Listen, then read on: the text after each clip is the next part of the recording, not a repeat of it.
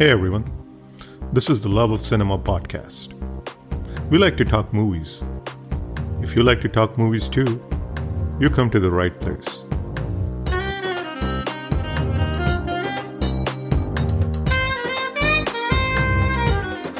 See, the difference between On the Waterfront and Ghulam is that Ghulam was about a guy who started off by saying Tujhko Kya, and who, through mishaps in love, realizes that when you think that a problem is not your own, you're fooling yourself, because if it's happening in your neighborhood, it'll come to you.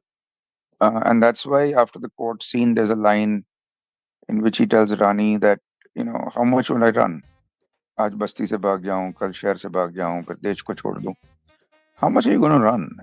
So I think that's the basic difference, that being a contender or not being a contender stops mattering to him. The boxing match doesn't matter to him. What matters to him is the person he's become.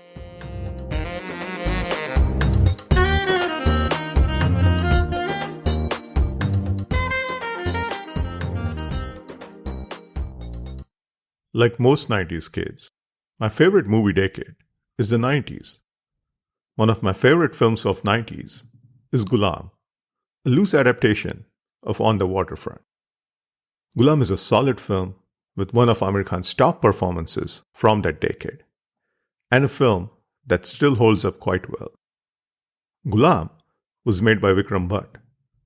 Vikram Bhatt's films and the music from his films are not just films and music that 90s kids grew up on, but his films and their soundtracks still loom large over pop culture.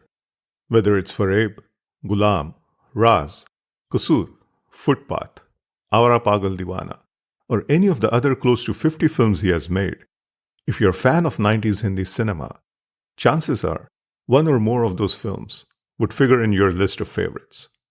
This is Himanshu, and you're listening to the Love of Cinema podcast.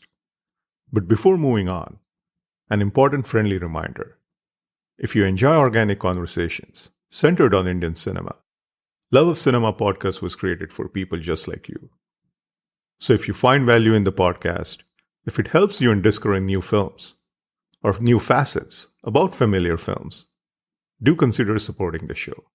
Love of Cinema podcast is my passion project, and with every episode, I've attempted to create something that cinephiles will continue to find value, not just today, but over time as well, to create something that goes beyond banter, beyond trending films. So if you find value in the conversations on the pod, please do consider supporting the show. Your support will help me continue creating content with shelf life for fans of Indian cinema everywhere. You'll find the link to support the show in the show notes. You can also support the show directly from the pod website. It's fast, it's easy, and your support is greatly appreciated. Independent pods like this don't have a platform for amplification and distribution. Independent pods rely on amplification through its listeners. So if you like the episode, please share the episode on social media, as that will help other people discover the podcast. Back to today's episode. Ghulam turns 25 this year, and I was chuffed to have Vikram join in for a chat on the film, on working with Aamir, on the controversy around dubbing Rani Mukherjee's voice, adapting On the Waterfront, and all other things Ghulam. We also chatted about many other things beyond Ghulam, like the music in his films and his style of shooting songs, which has influenced so many filmmakers since him, like Mohit Suri.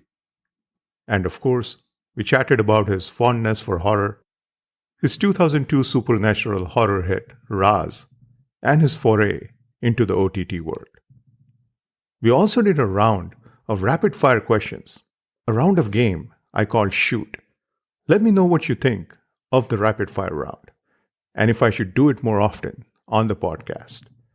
And one more thing, a big shout-out to Akshay Rathi for connecting me with today's guest. And now, Vikram Bhatt, folks. Here goes. Hey Vikram, how are you? Hi, I'm very well, thank you. So, Vikram, I wanted to start out by, talking about your early days a little bit. Films run in your blood. Your father, Praveen Bhatt, lent some of the biggest hits of 80s and 90s. Grandfather, Vijay Bhatt, was a versatile filmmaker. He made hits like Baiju Bawra, Himalay Ki God Mein, as well as genre cinema back in the 30s. I was reading about some of the adventure films and the slasher films that he made, like Leatherface and State Express. First question to you was any movie related childhood memories with your granddad and dad? So with my granddad, I remember he had taken all of us kids to watch Baiju Bawra when it kind of re-released in a theater in town. So Baiju Bawra's original release was 1952, and this must have been sometime in the 70s because I remember being very small. I remember I kept on waiting for my grandfather's name to come on the titles, and then his name came in the end. And I was like, we used to call him Bhai, and I said, Bhai, why is your name at the end? You're a director. It should be in the beginning. And he says, no, the director's name always comes last. And I said, okay. I remember liking the film very much, even at that age. But my memories now of my grandfather as a director are faint. I remember him showing me some memorabilia of him traveling to the US and meeting Cecil B. DeMille, and they were planning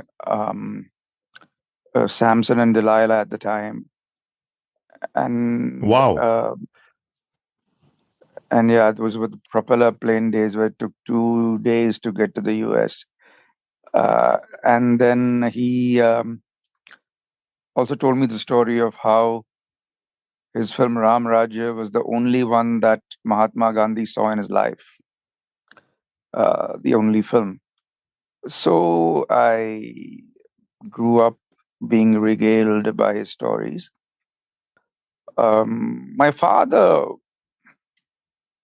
took me to the sets right from a very young age. So I remember being on my father's set from from from the time, you know. My father tells me that the first time I went to the set, I was so small that at lunchtime I peed in the salad for the crew. Uh, so you can imagine, I was just a baby in diapers. So I spent my entire life on the film set, so to speak. Right, right. Did your granddad get a chance to watch your first film, Janam? No, he couldn't see any of my films finished, Okay, okay, unfortunately, okay, okay. or fortunately. No, no, let's go with unfortunately. Yeah. But so, Vikram, you began assisting when you were only 14. Is that correct? Yeah, that's correct. And you landed up a job with Mukul Anand. So, could you tell us more about that? So Mukul Anand and my father were pretty good friends, and my father was the DOP for his first film, Kanoon Kya Karega. Right. So I asked him if I could assist. Um, I think it was November of '82. Gosh, that's 40 years back. Is it? No more. Yeah, 40 years back. Yes, 41 now. Um, Yeah. yeah. And he said, sure. So I was the clapper boy on that film. But even before that, I had spent a lot of time being on the set with my father. So it didn't come to me as you know, I mean, it wasn't my first day on the set when I was an assistant. I Okay. had already been there It was just, it came to me as naturally as walking. What's the first set that you have been to, or the first vivid memory that you still have about being on a set? How early was that? I don't know how old I was, but I remember being very, very young. This is my first memory. Um, my father was shooting in a studio called Raj Kamal Kalamandir. And, it was one of those, not the Aeroflex cameras, but the Mitchell cameras, which used to have this big viewfinder. And it used to have like these two viewfinders. Okay. So there was one eyepiece for the DOP, and there was this huge squarish kind of shape from which you could also see, perhaps for the director. I'm not sure. And I remember going onto the set, and when I went inside, it was the exterior of a bungalow. And I was so amazed that, oh my God, inside there's an outside. And and then I saw all these flowers, and then my father said, "Go touch the flowers." And I touched them, and then I realized they were made of paper. And I suppose it's poetic that my first day on the set was when I learned that, in the film industry it's all kagas ke phool. So, um, but at that time, of course, I was just so overwhelmed and so much in awe and wonder. Right, I can imagine. Yes, you were chief AD on Agnipath. Again, Mukul Anand was an extraordinary filmmaker. Big fan of his films, especially Agnipath. What was it like assisting Mukul Anand on Agnipath? What was it like working with Bachchan? Because I assume that you were still quite young. Yeah, I was 19, I think, uh, 20. I think I learned a lot from Amitabh Bachchan. Mukul Anand was a very good technician, and I learned a lot of technique from him. But I couldn't understand his style of storytelling. I used to find it a bit inconsistent. Can you give But us an example, like of something in Agnipath? well, I mean, it's a classic. But when one sees scenes of Agnipath, they stand out. Uh, but sometimes when you're watching the entire film, it feels that you're repeating things a little bit here and there. Um, and if you probably cut those things out, you would get a better narrative. So like Amitabh Bachchan's mother asks him to wash his hands, and she says "Haath dhole," and then he goes to Madhavi's house, and again he talks about washing the hands. So one gets the feeling that, okay, I just know I've just seen this, and why am I seeing it again? Of course, it's another matter that Amitabh Bachchan does a great job of holding the scene. Um, but yeah, I learned a lot of craft from the stalwart, from the legend that's Amitabh Bachchan.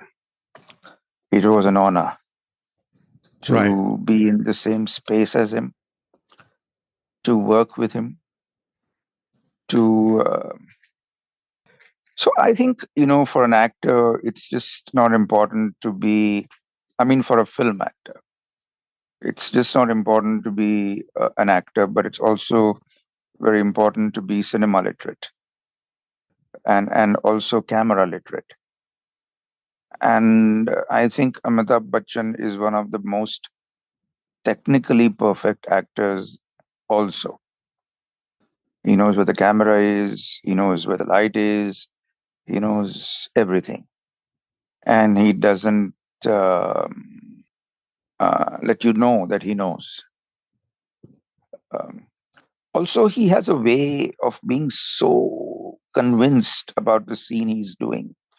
I remember this one time that we were shooting this very famous scene from Agnipath, in which he says, बहुत गलत चीज बनाया telephone आदमी सोचता कुछ है बोलता कुछ है करता कुछ है. When I first read that scene, I was like, what is this scene? You know, what does it mean? बहुत गलत चीज बनाया telephone, and he's going off. But when he came and did it, I was like, oh man, I never thought it could be done like that.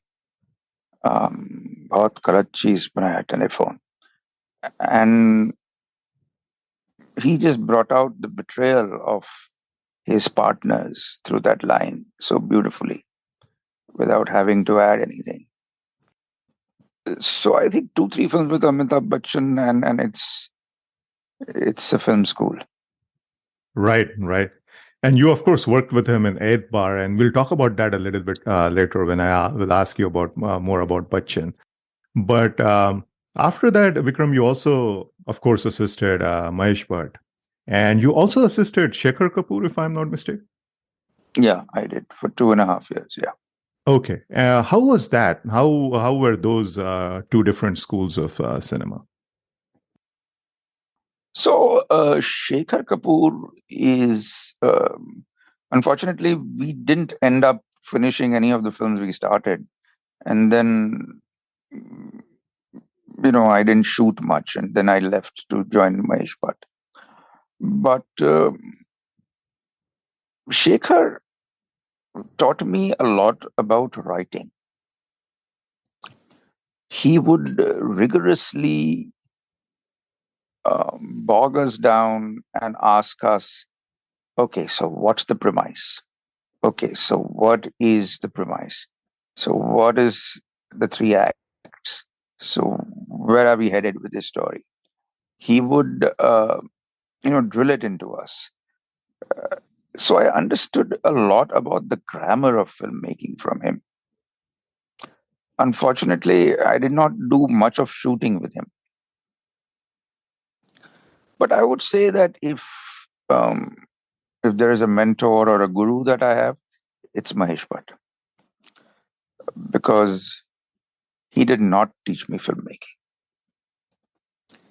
He taught me life, and somehow I learned filmmaking from that.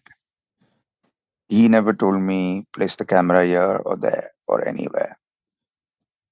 He just said things, and I used to write it down in the notebook of my mind.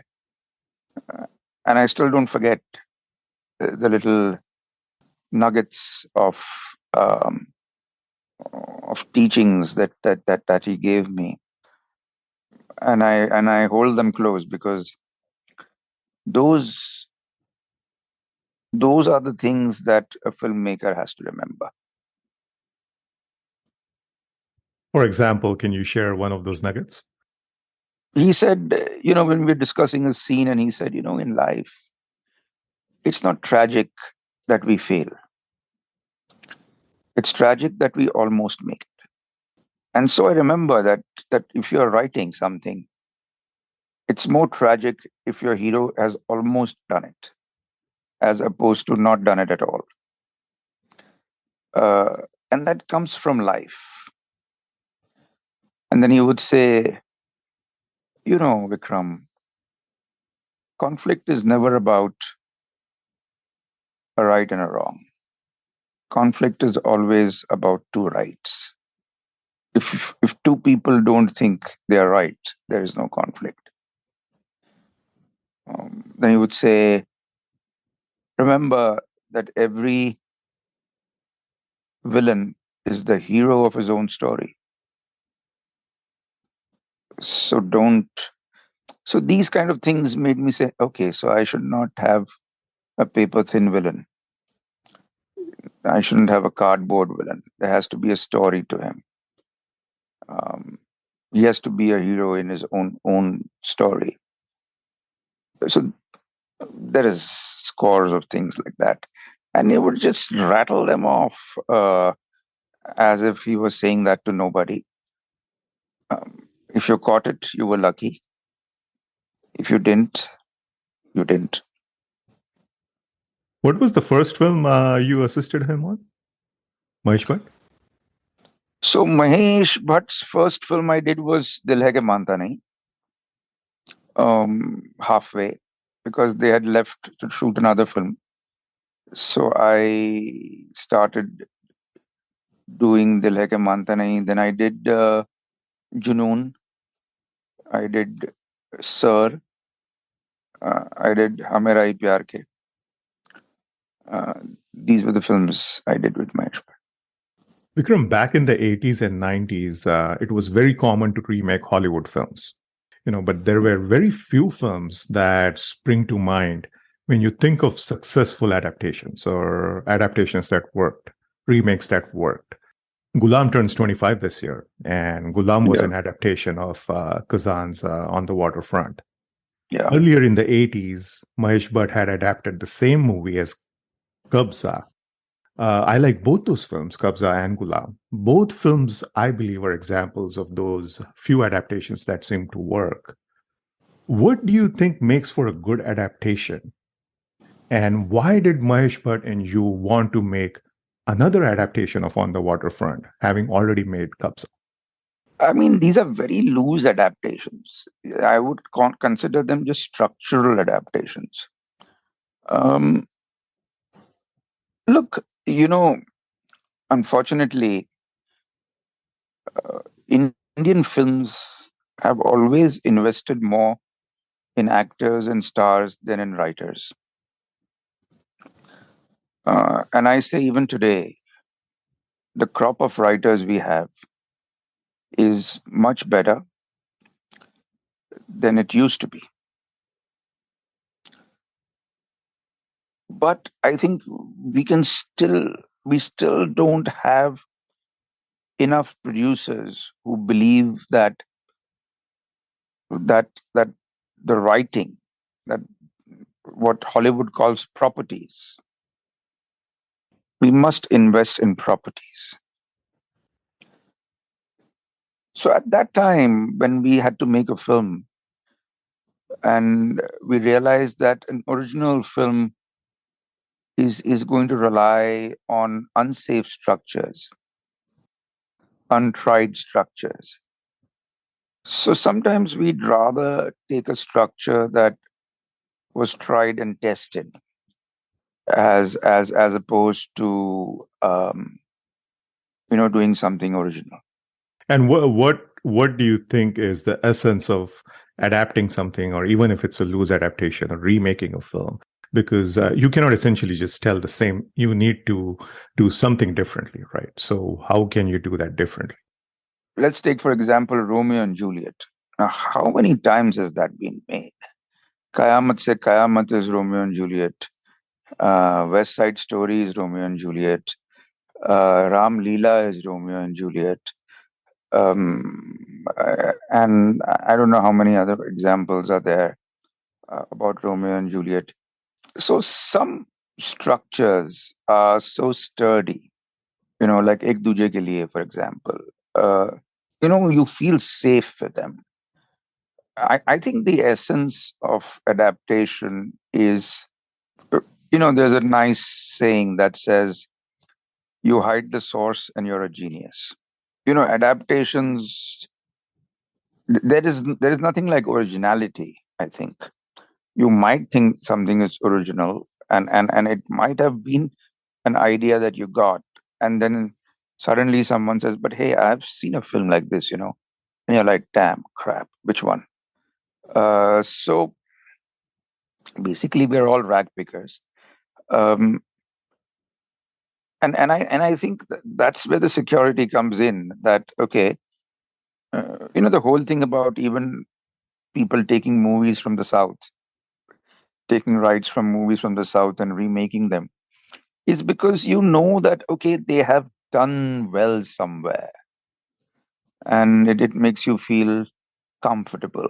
It makes you feel like, okay, so this is going to work. You know,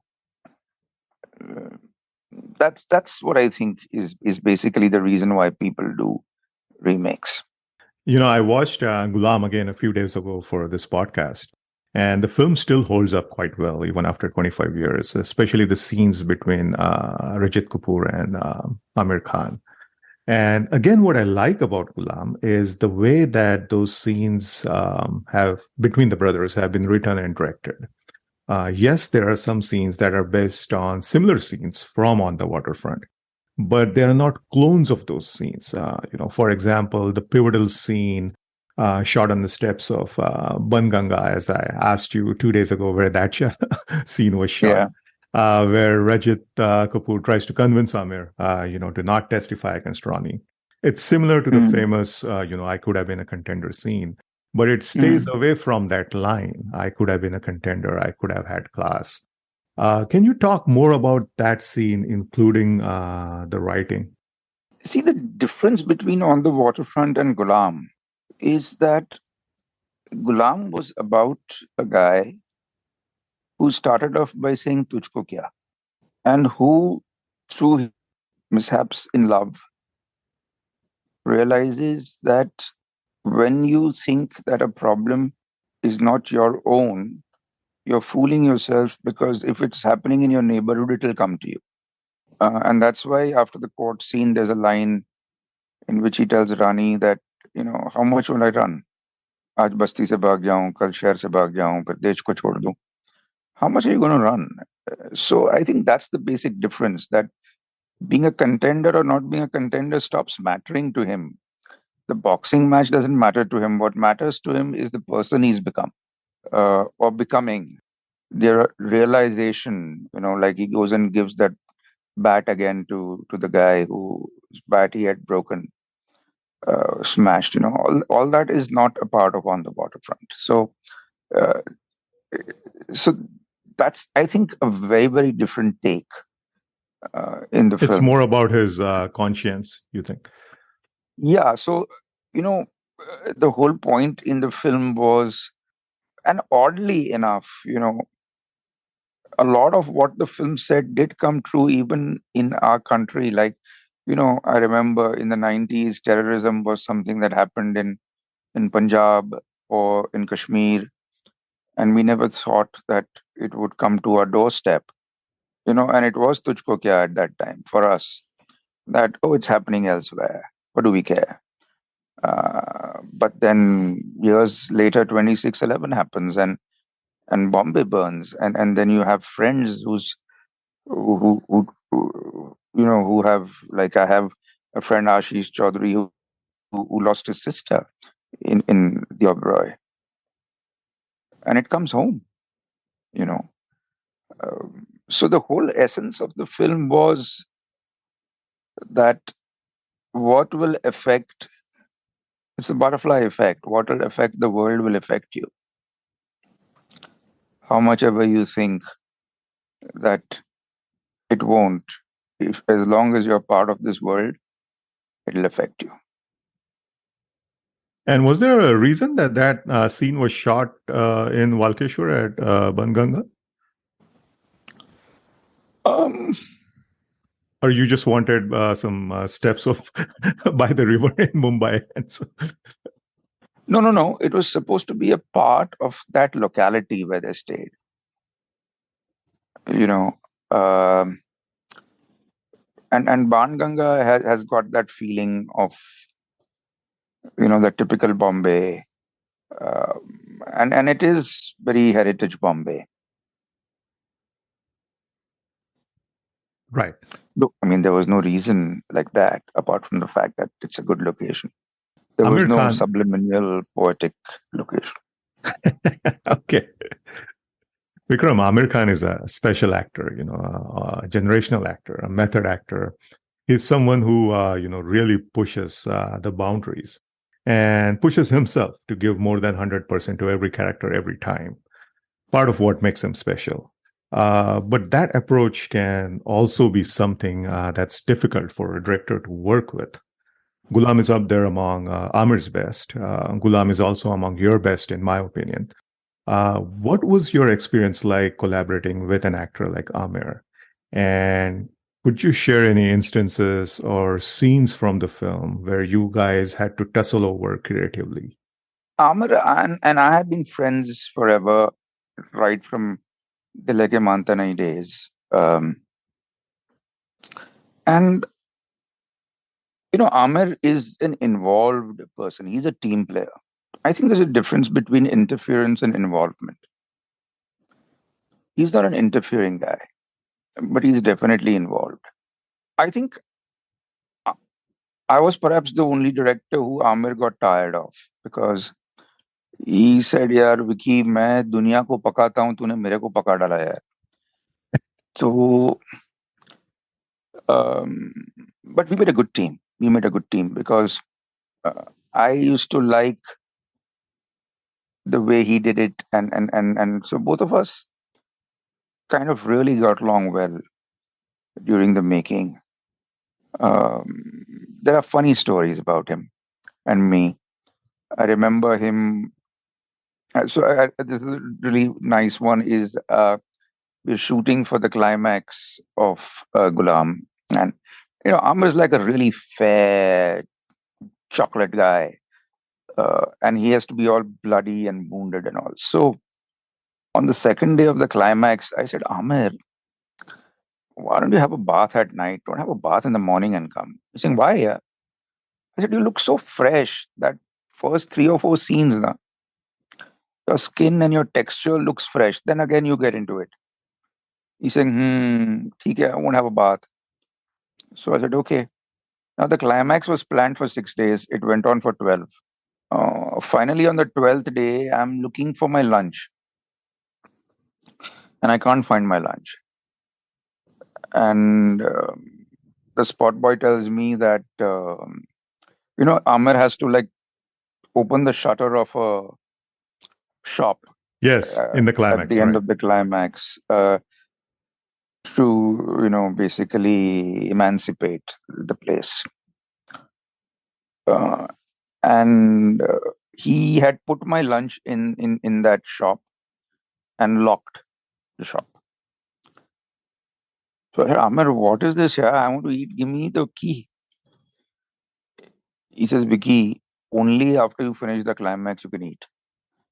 I said, Arey, today is the last day. No, I said, tomorrow is the last day. Sorry. He says, do you know I haven't had a bath in 11 days? And I was like, shit, what?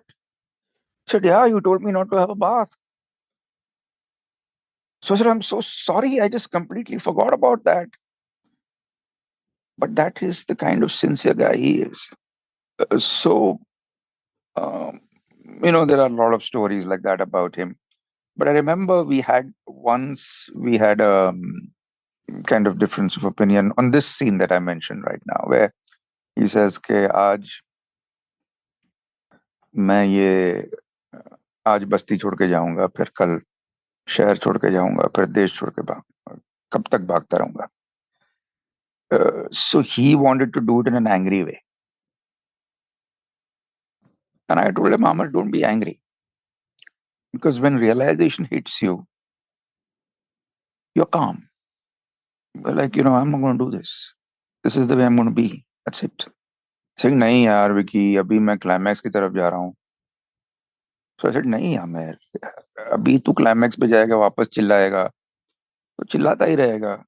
नहीं नहीं नहीं नहीं, okay. So we were having this debate while the entire crew was watching, and so we had this kind of a deal between us that if we ever get to this point, we'll do two takes, one like his, one like mine, and then we decide at the edit. So I said first mine. So we said okay, very sincerely. He did the way I wanted him to do it. Then I said okay, this is good for me. Now let's do it your way. So he says, actually, your way is fine. Let's just stick to that. I said, are you sure?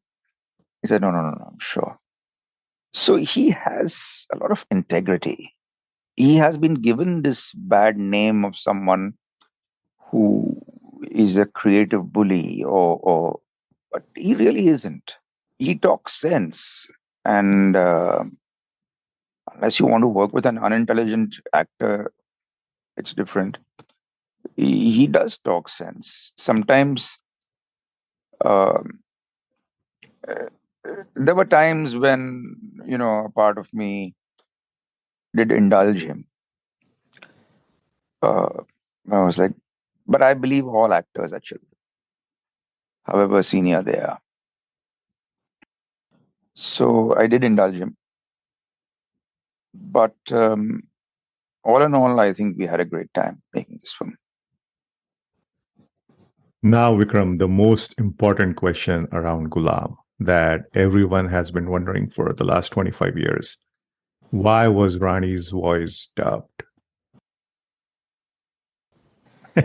Um,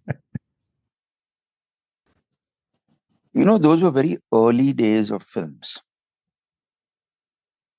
And Rani's voice was a little, not the regular heroine voice. And we were scared that what if we had a problem? Um, and I know this debate has been going on endlessly. Uh, I don't remember whose idea it was that her voice should be dubbed clearly. But I remember being in the editing room and there was a kind of a unanimous agreement that what if her voice is not accepted? What would we do? Um, and I don't think it's a very big deal. Somehow Rani has decided not to forgive and forget. But I mean, it happens regularly. Uh, but let's understand that there was never a doubt on Rani's capacity as an actor. Otherwise, we would have never cast her for such a big film. And let's also understand and be really honest about this that it was because Rani was doing Ghulam that she did uh, Kuch Kuch Hota Hai. I don't think Karan Johar would have picked her up otherwise. She was Aamir Khan's heroine, and that's why she got the role. And is it true, Vikram, that initially Shah Rukh was supposed to do Ghulam? No, never. Okay. Okay. This is probably just internet legend. Yeah, no. Shah Rukh was never part of Ghulam. Okay. The music of Ghulam is terrific, and the song picturization too is pretty solid. In Jadoo Hai Tera Hi Jadoo, we see Amir on the bike with a motion screen behind. That's an image that has stayed with me since I was a kid. Many filmmakers, especially those that followed you at Vishesh Films, seem to be heavily influenced by your style of song visualization, in the sense that many of the songs from their films reminds one of songs from Kasur, Ghulam, Raaz, or even Footpath. The style, the aesthetic, the tone of the visuals. Could you talk about your approach to filming songs and your approach to translating the emotion of the audio track to screen? There was a point in my career that I started shooting my songs on my own, and I never called a choreographer. Especially Raaz. Most of Raaz songs I did on my own. There were a few songs of Kasur that I did on my own. Ghulam, there was a bit that I did on my own.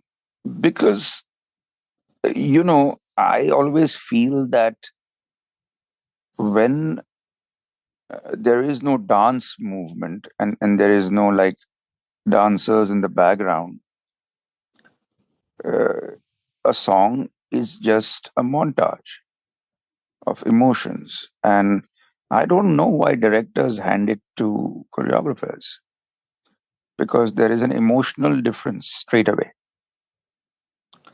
There were part of Raz's songs that were shot by a choreographer that I scrapped and redid because there was just not the director's feel in it. I think song should.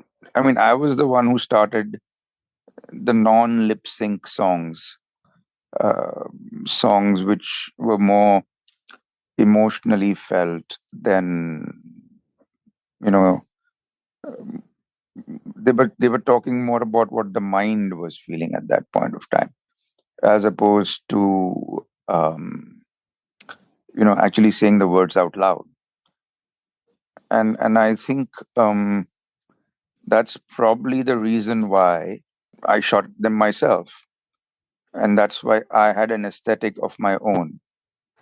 I'm not sure um, about directors following my kind of shot taking. I'm not really sure about that. I can't answer to that one. Did Mohit Suri assist you at any point? Yeah, he assisted only me, as a matter of fact. Oh, okay. So I think I asked that because he's done a nice little homage to Ghulam in his film Crook. I'm sure that you've seen it. No, I haven't. Oh, okay. So there is a song in Crook where first we see Imran Hashmi and Neha Sharma watching Ghulam at a drive-in theater. And then we see Neha Sharma do that step from Ati Kya Khandala, where Amir and Rani raise their hands, standing by the laughing Buddha statue. So that's, Oh, I didn't know this. yes, you can check out that song. I'll send you the song. That was pretty cool. Vikram, how do you Yeah, look back on Ghulam 25 years now? What is the place of that film in your filmography? And follow-up question to that is that what would you do differently if you had to reboot that same film today for today's generation? I was going through a very bad time personally during Ghulam. I was going through my divorce. I was having an extramarital relationship with Sushmita Sen. I was living away from home. I had given away all my money in alimony. I had no money of my own. So, you know, for the world, I was dating Miss Universe and directing Aamir Khan. But the person that I was miserable. I used to miss my daughter. Divorce is never easy. So I think Ghulam was my support. Ghulam was the only thing that was going right in my life.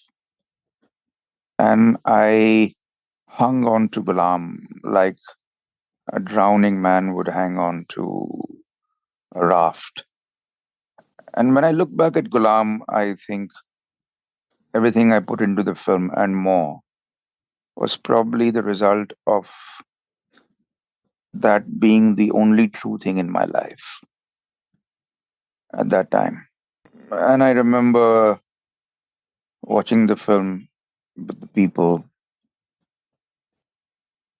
and I have never watched it since.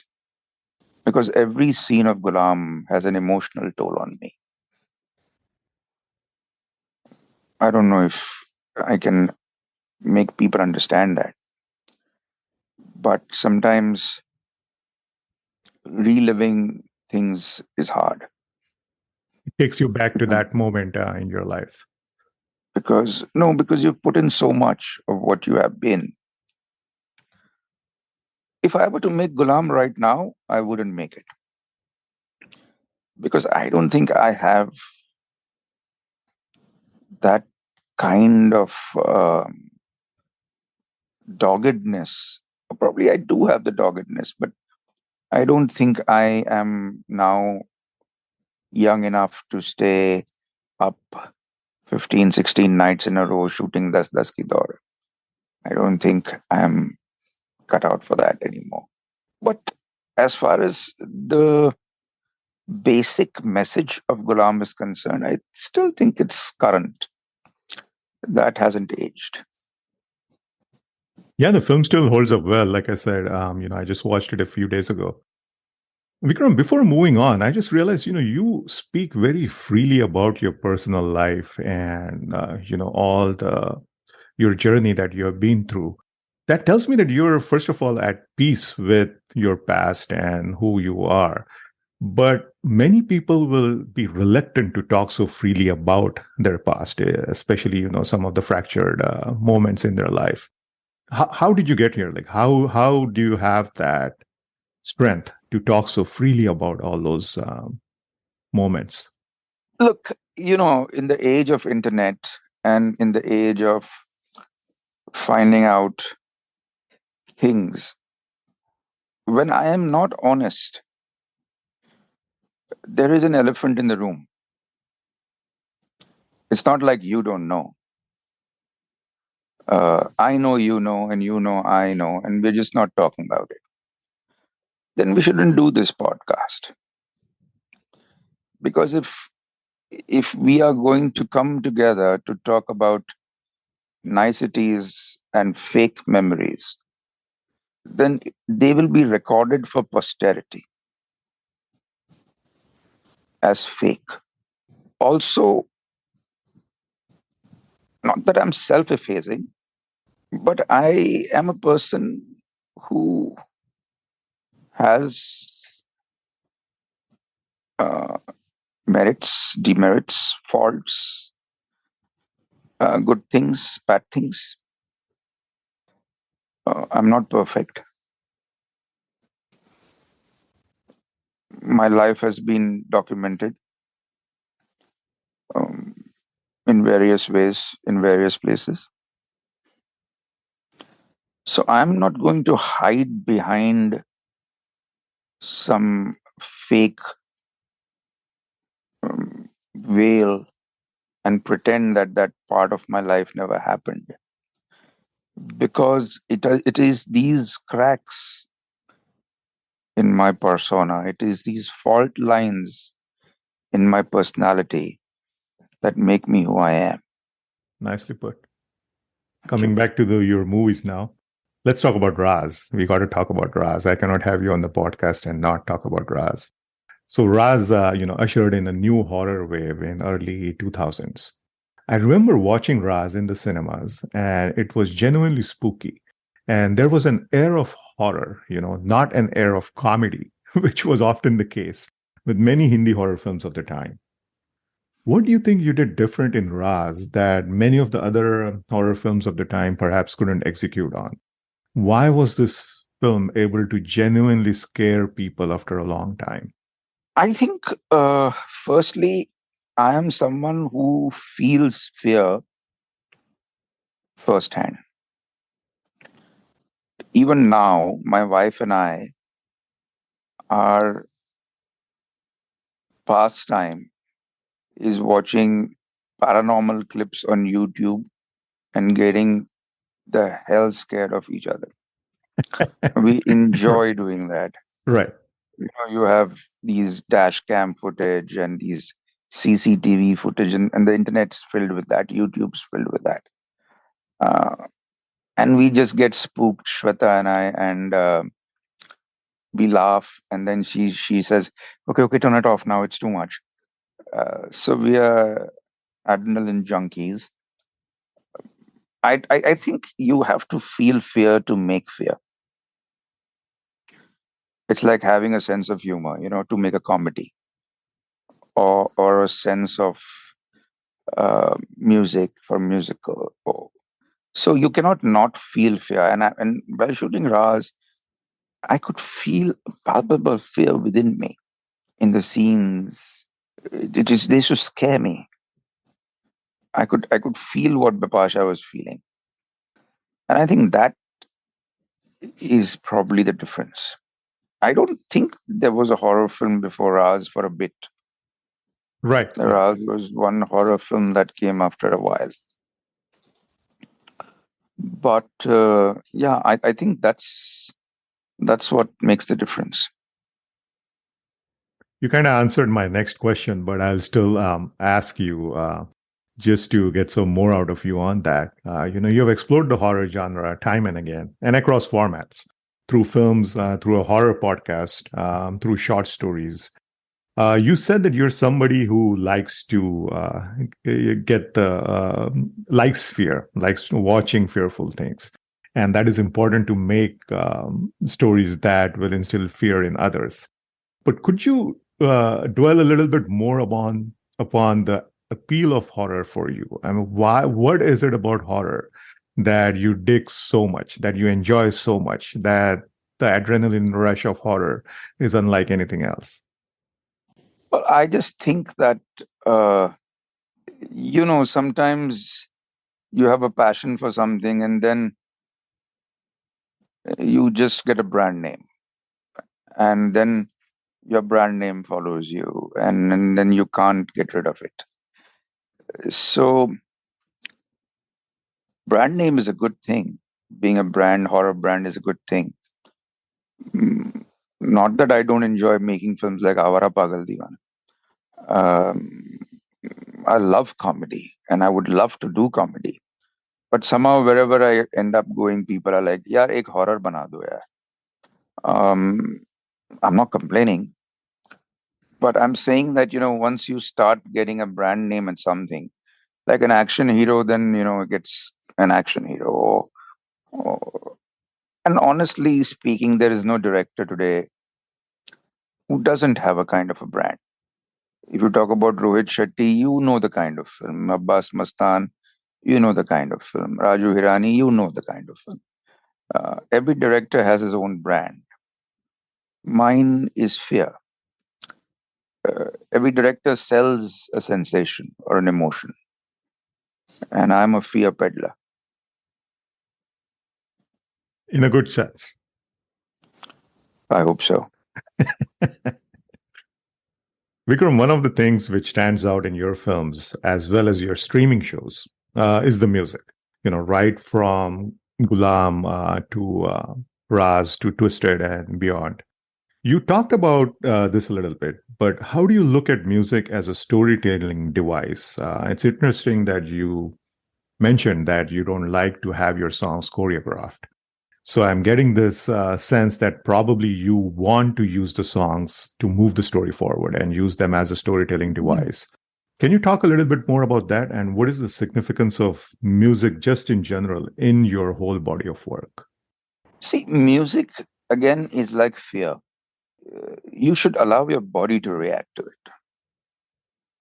One should not intellectualize music too much. I think a lot of people say, "अरे ऐसा गाना चल रहा है आजकल या वैसा गाना चल रहा है." अगर मुझे नहीं पसंद तो नहीं चल रहा है. If it doesn't come from my heart, it doesn't come from within. If it doesn't pull at my heartstrings in some way, then I think real good music evokes a feeling inside you, and that feeling cannot be faked. And if you look for that feeling, chances are that you will find that good song. And if you don't compromise with that feeling, if you don't let yourself get bullied and be told that, "Arey, this is what's working these days," um, following the trend has never made good music. Good music is good music, and nothing can replace a melody. Also, I'm a lover of old music. I'm perhaps the biggest R.D. Burman fan that can be on the planet. Lakshmikant Pyaralal. I spent a lot of times uh, listening to songs. As a matter of fact, sometimes I get up humming a song, and Shweta says, my wife says, From where are these songs coming into your head? You're singing some song from some 50 years back." Uh, but I think these tunes are a part of me, and they are strings that are attached to memories. So I think that's the way I use music. Have you ever made a film without music? Will you ever make a film without music? Um, I could. I don't think. I mean, music is a part of who I am. I love music. My films don't have to have music. If someone says, I mean, when we do OTT stuff, web series and all that, we don't have music. Um, it's not important to have music if it's not needed, but music is the elixir of my soul. That's I need music. My films don't. Vikram, you have created content across formats, from films to a podcast to streaming shows.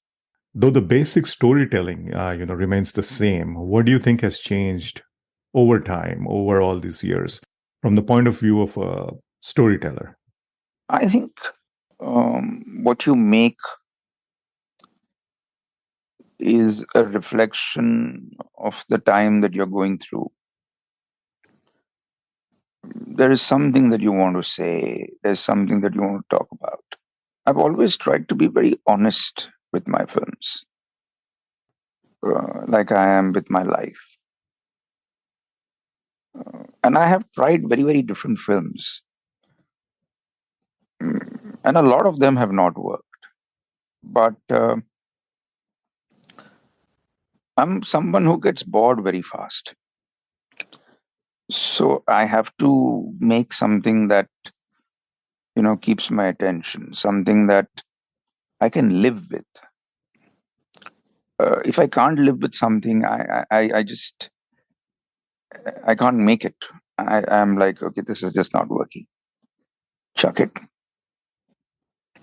So I think I'm that kind of a filmmaker, and that's what I look for in whatever I make, whether it's a film or a web series or a talk show or whatever. If there is something that's not true about it and something that cannot hold your attention, then I find it hard. You took the plunge in streaming with your own platform, VB on the web. What were some of the decisions that led you to create your own platform? And was it you wanted to have creative control? Was it a business decision? And what were some of the lessons from VB on the web? It started on YouTube, and these were the days before Amazon and Netflix came with big pockets and cannibalized the industry. But I knew that I was getting into a new kind of storytelling, and it was important. And ultimately, I did reap the rewards of it, because though VB on the web was something that couldn't run much because of the competition, but ultimately Maya I sold to Geo and to MX, and I did Twisted with Geo, and so uh, whatever I had put in, I got back, and I got brands out of it. I mean, I can easily make Maya whenever I want to, or Twisted whenever I want to. So that's the advantage of that. All of those Sometimes, shows actually raked up the numbers on YouTube, right? Because all of those shows were oh quite yeah, popular. yeah, very still are. Vikram, you also act, from time to time. What has Vikram Bhatt, the actor, taught Vikram Bhatt, the director? Look, I know one thing, that my wife has banned me from acting. Reason being, The reason being, maybe she thinks that, um, first of all, she doesn't want me to uh, hug any woman under any pretext. So she says, don't make an excuse. Uh, and she says, I married a director, writer, producer. Don't break the deal and become an actor. So I said, okay, I respect that. And I think when she saw my acting capacity, she silently wished, she was silently happy that I had a day job, uh, and that I could direct and act and write, or else, in her words, you would have probably gone hungry. So I acted just for fun. It was my daughter's first show, Untouchables, and she was struggling with who could play that role. She says, "Dad, why don't you do it?" I said, okay, I'll do it. But it wasn't like a career decision or something like that. It's just for fun. We're going to play a small rapid fire game, okay, called Shoot. I'm going to ask you very simple questions, all films related, and you're going to shoot back quick answers. And most importantly, you cannot name more than one in your response. You can only name one film, person, or whatever the question is. Ready? Sure, I'll try. Okay. Favorite Mahesh Bhatt film? Saransh, Favorite Mukul Anand film? Agnipath, Favorite film shot by your dad, Pravin Bhatt? Umrao Jan, A film from 90s which you wish you had made. gosh, that makes me think. Um, Sadak, A 90s actress you admire the most. Kajol, A 90s actor you admire the most. Aamir. Favorite 90s Hollywood film. I don't even remember what released in the 90s.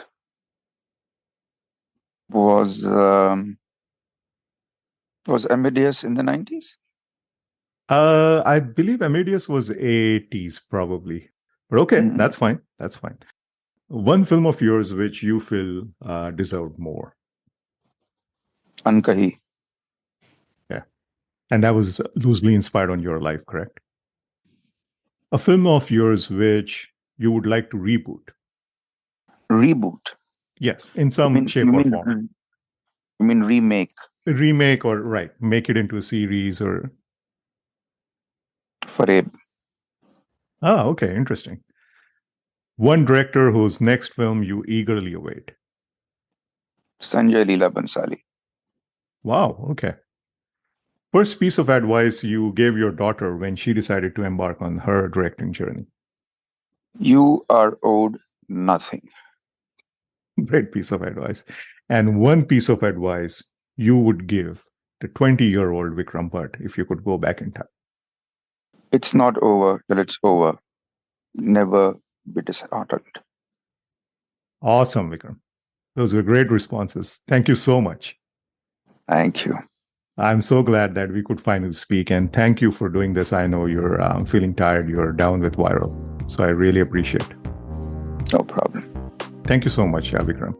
If you liked the episode, do consider supporting the show. Your support will help me continue creating content like this. You can find the link for supporting the show in the show notes and on the podcast website. Also, do share this episode on Twitter, Insta, or Facebook. And do subscribe, rate, and review the pod wherever you listen to the pod. You can follow me on Twitter and Insta at loveofcinemasf8. Feel free to reach out there or by email with your comments, feedback, and suggestions. You can find my email in the show notes. That's the episode. This is Himanshu signing off. And as always, thank you for listening to the Love of Cinema podcast.